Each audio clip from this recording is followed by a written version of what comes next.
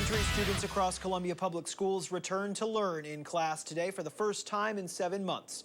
Thanks for joining us. I'm Lucas Geisler. Deborah is on assignment. ABC 17's Zach Boetto is live now at Mill Creek Elementary after monitoring their return to learn. Zach, you were out at a few of the elementary schools today for drop-off and pickup, and you say most students were ahead of the safety guidelines. Hey Lucas, good evening. Yeah, if there's one new habit that students picked up while on this hiatus from being in school, it's really to wear your mask. I went to a few different elementary schools, like you said, during the drop-off and the pickup this morning and this afternoon, and most students that I saw were out there wearing their masks. However, the masks are only one small step in the plan that CPS laid out for a safe return.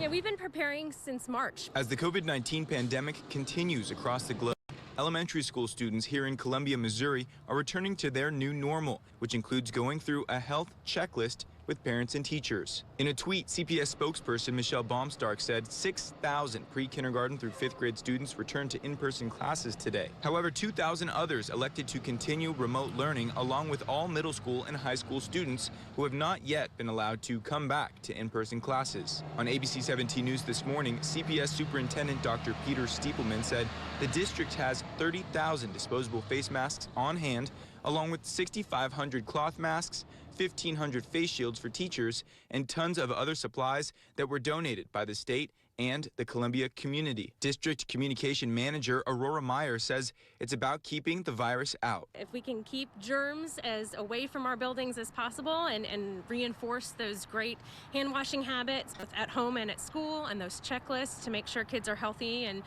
ready to learn.